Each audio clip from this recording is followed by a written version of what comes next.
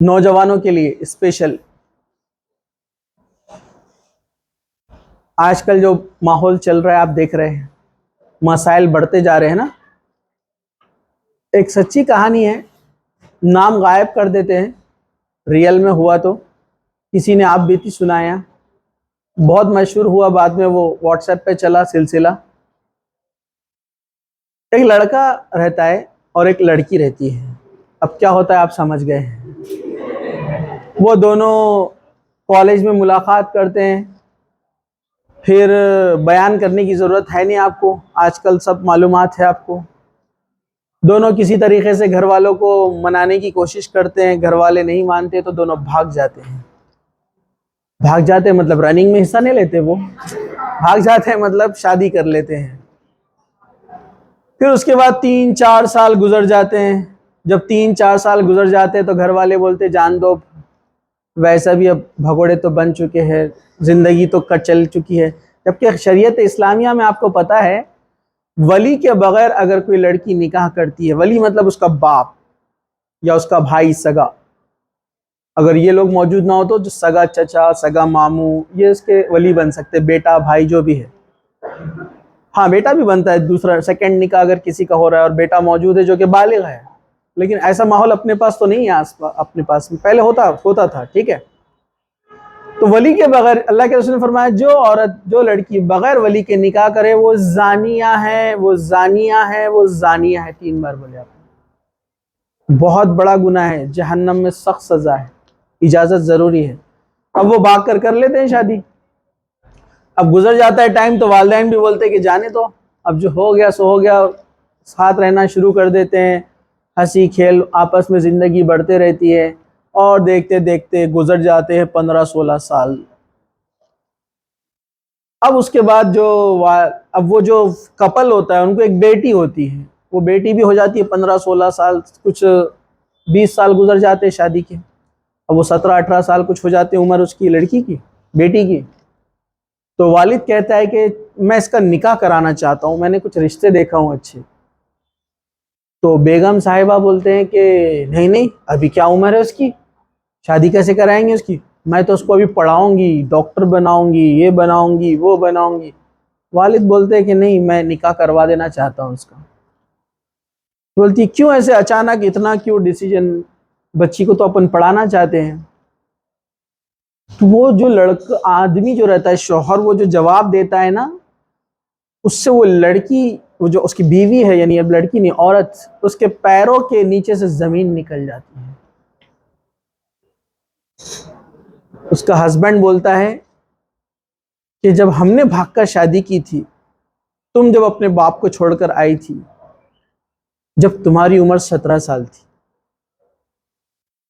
आज अपनी बेटी भी 17 साल की हो गई, और मुझे डर है कि कहीं मेरी बेटी मुझे नाराज करके भाग ना जाए, मैं ये नहीं चाहता। हालांकि वो जो औरत थी वो सब भुला चुकी थी, लेकिन जैसे ही उसने ये सेंटेंस कहा तो उसके पैरों के नीचे से जमीन निकल गई कि वाकई में कैसा लगता है वालिदैन को जब उनके बच्ची भाग जाती है, उनके खिलाफ कोई अमल करती है, उनके पीठ पीछे कोई काम करती है, तो कितना बुरा लगता है। अभी हुआ नहीं, उनकी बेटी ने कुछ किया नहीं, लेकिन वो इमेजिन करके इतने टेंशन में आ गए थे, तो बोले कि अपने वालिदैन के साथ भी कैसी बीती होगी। तो ये उम्र में समझ में नहीं आता है, एक उम्र में जाने के बाद समझ में आता है, लेकिन वक्त वापस नहीं आता है। और अल्लाह ने अगर उनकी तौबा कबूल ना की, जो गुनाह उन्होंने किया, तो वो जिना में शुमार होगा और वो हमेशा जहन्नम के अंदर जलेंगे।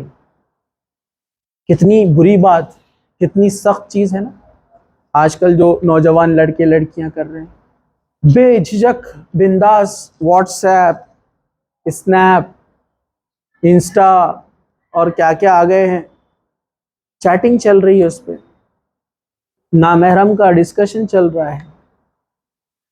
क्या आप पसंद करेंगे आपके बाप के सामने कभी आप ऐसे चैटिंग कर दे और वो देखकर बोले कि हाँ बड़ा अच्छा काम किया तुमने? कोई बोल सकता है ऐसा? आप बोलेंगे तो बेगैरत बाप है। तो मतलब आप उसकी गैरत को उछाल रहे हैं उसके पीठ पीछे और उसको मालूम नहीं है, तो आप धोखा दे रहे हैं एक किस्म का। और याद रखिए इसके हिसाब से पूछोंगी, अल्लाह ताला पूछेगा कि आपके वालिदैन ने आप पे भरोसा किया था, आपको स्कूल भेजा, कॉलेज भेजा, मोबाइल दिलवाया, आप पे ट्रस्ट करके आपको अकेला छोड़ा और आपने उसके साथ क्या धोखा दिया। और अल्लाह के रसूल ने फरमाया कि हर एक जिम्मेदार है और उससे उसकी जिम्मेदारी की पूछ होने वाली है। तो दीन इस्लाम ने ख़ास तौर से लड़कियों को बोल रहे हैं, हम लड़कों के लिए भी है वैसे, इजाज़त दी है तालीम की। तो कोई ऐसा काम ना करे जिससे आपकी पूछ हो और आपकी पकड़ हो क़यामत के दिन। तो ये तमाम बुराइयों से अपने आप को आप बचाइए। मैं ये नहीं कह रहा हूँ कि आप लोग उसमें इन्वॉल्व हैं, लेकिन वक्त नहीं लगता इन्वॉल्व होने में, अच्छे अच्छे लोग चले जाते हैं इसमें। तो ये बात हमेशा याद रखिए कि दीन इस्लाम ने आपको सबसे पहले हक़ दिया तालीम का। उसने कहा कि हर मुसलमान मर्द और औरत पर इल्म हासिल करना फ़र्ज़ है, क्योंकि उससे पहले अल्लाह के रसूल के ज़माने से पहले औरतों को पढ़ने की इजाज़त नहीं थी। ये और बात है कि अभी लोग इस्लाम को बदनाम करते कि इस्लाम पढ़ने नहीं देता, बुरखे में रखता। इस्लाम ने ही इजाज़त दी, वरना दूसरे मज़ाहिब में औरतों को धार्मिक ग्रंथ, अपनी रिलीजियस बुक पढ़ने की भी इजाज़त नहीं थी, न क्रिश्चियनिटी में, न हिंदुइज़म में, न जुडाइज़म में, कहीं भी नहीं। पहली किताब कुरान है, मजहबी किताब, जिसको औरतों ने सबसे पहले याद किया। लोग बोलते हैं हम थोड़ा सा पढ़ लिख लेते हैं कुछ और लड़कियां, और क्या समझते हैं अपने आप को, बुर्का नहीं पहनेंगे, अपने लाइफस्टाइल को चेंज कर लेते हैं, बोलते हैं हाँ हम तालीम याफ्ता लोग हैं, पूरे दुनिया की औरतें भी अपन मिला लेंगे तो एक सहाबिया के बराबर भी नहीं हो सकती। एजुकेशन के मामले में बोल रहा हूँ मैं आपको। हजरत आयशा को, ऐसे और भी सहाबिया था, मैं एग्जाम्पल दे रहा, हजरत आयशा को पूरा कुरान हिफ्ज था।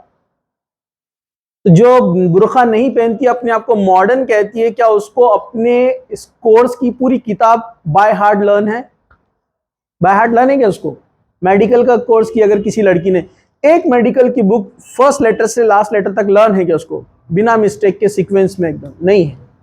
तो आप ज्यादा एजुकेटेड थे कि हजरत आयशा ज्यादा एजुकेटेड था? 2000 से ज्यादा हदीसें आपको लर्न थी, 2000। डॉक्टर बनने वाली लड़की से पूछो क्या उसको 2000 मेडिसिन के नाम याद है क्या? 2000 हदीसों में और 2000 मेडिसिन का नाम इतना सा आता है एक वर्ड के अंदर। हदीस मतलब एक एक पेज की एक हदीस होती है, मतलब 2000 पेजेस लर्न थे उनको, जिसमें प्रॉपर्टी के रूल्स, लॉज, ज्यूरिसडिक्शन जिसको हम बोलते हैं, मतलब पूरे कवानीन। हजरत आयशा को, और इवन मैथमेटिक्स में भी वो इतनी फास्ट थी कि कई साहबा उनसे क्वेश्चन करने आते थे कि डिवीजन करना है प्रॉपर्टी का, किसको कितना मिलेगा। कैलकुलेशन में भी बहुत आगे थी, लेकिन वो पर्दे में थी, नामहरम से बात नहीं करते थे। अशद ज़रूरत कोई सवाल दीनी पूछने आता तो उसको जवाब दिया जाता था पर्दे के अंदर। तो आपने कौन सा एजुकेशन हासिल कर लिया? उनके जैसा तो एजुकेशन के बारे में आपके पास जीरो नॉलेज भी नहीं है कि पूरा कुरान याद था और 2000 हदीसें याद थी। ऐसे कई साहबियात भी जिनको इतनी सारी चीज़ें याद थी, बहुत सारे हाफिजा थी।